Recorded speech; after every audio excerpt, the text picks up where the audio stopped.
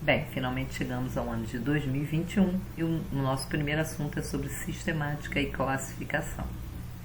A sistemática é a área da biologia que estuda a biodiversidade, a diversidade biológica, que seria o conjunto de seres vivos que habitam o nosso planeta e que se encontram em diferentes ambientes. A sistemática ela é responsável por estudar, reunir e classificar as características dos seres vivos e tentar também entender as relações evolutivas, o parentesco evolutivo entre elas. Já a taxonomia, ela vai estudar as regras e os princípios que são usados para dar nome às espécies e também para fazer a classificação. Ele foi proposto, a base da taxonomia foi proposta lá em 1735, portanto no século XVIII, por Carl von Linné. Ele considerava como critérios adequados para a classificação as características estruturais e características anatômicas. Ele publicou as suas ideias nessa revista que era o Sistema Natural. Quanto ao nome científico, nós vamos ver as principais regras. Então, o nome científico ele deve ser escrito em latim, é uma língua morta, uma língua que está em desuso, então ela não vai sofrer alterações. Esse nome ele é composto por dois termos. O primeiro termo a gente chama de epíteto genérico, escrito inicial maiúscula. O segundo termo é o epíteto específico, onde utiliza-se a inicial minúscula. Esse nome ele tem que estar sempre destacado no texto em que ele se encontra. Então, se a gente estiver escrevendo manualmente, nós vamos sublinhar. Se for um texto digitado, nós podemos usar o grifado, o itálico ou o negrito. O exemplo que eu coloquei aí é o nome científico do milho, Zea mais, tá? Então, o nome científico, o nome da espécie, é composto por dois termos em conjunto. Quanto às categorias taxonômicas, são os grupos hierárquicos de classificação. Então, nós temos um nível maior, onde a gente vai ter uma maior biodiversidade, que é o de domínio, e nós temos a base da classificação, que é a espécie. Aí está o exemplo da raposa vermelha, mostrando o nome científico, que é Vulpes vulpes. Quanto aos domínios, essa divisão em domínios ela foi proposta em 70, por Carl Woese, mas ela só foi aceita mesmo nos anos 90. Então, o Woese ele estava estudando a sequência de RNA ribossômico desses seres procariontes, que são os moneras, e ele percebeu que na verdade tinham dois grupos de organismos que eram completamente diferentes e fez essa proposta de dividir em dois grupos, que seriam o domínio bactéria e o domínio arquea. O domínio bactéria inclui as bactérias mais comuns, as que são mais conhecidas nossas, como as cianobactérias.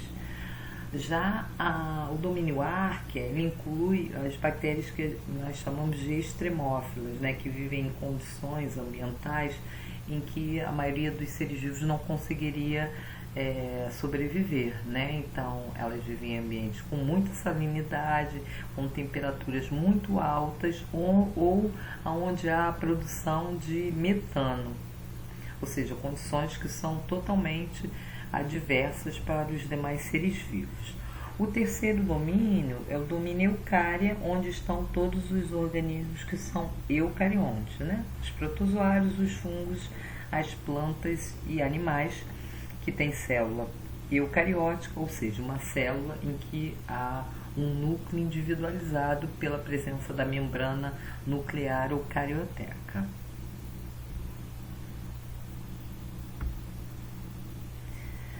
Já a sistemática moderna, ela não leva só em consideração as características estruturais e anatômicas, ela leva em consideração também o parentesco evolutivo entre as espécies. Aqui a gente está vendo os cladogramas, né, que são diagramas que são usados na cladística e que mostra essas relações ancestrais entre os organismos, né? Então é uma forma de representar a história evolutiva de uma espécie. Aqui a gente vê um cladograma dos cordados e também das plantas. Num cladograma, a gente pode ver a presença de alguns grupos, né? Nós temos os grupos que a gente chama de grupos monofiléticos. Nesse grupo monofilético a gente vai ter um ancestral em comum e toda a descendência que faz parte daquele ancestral. Já o grupo parafilético, nós temos um ancestral em comum, mas não todos os descendentes daquele ancestral. Então aqui a gente percebe que foi excluído essa descendência Os grupos polifiléticos, eles são formados por vários grupos monofiléticos reunidos. Esse esquema mostra os reinos, né, os 5 reinos que existem na natureza. Então nós temos o reino, que é o reino Monera, onde nós temos os seres que são procariontes, sem núcleo individualizado.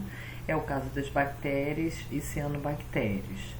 Temos o reino protista ou protoctista, onde nós temos as algas protistas e os protozoários. O reino fungi, onde estão todos os fungos. O reino vegetal, o reino plântia, onde estão incluídos os vegetais. E o reino animal, onde estão os animais.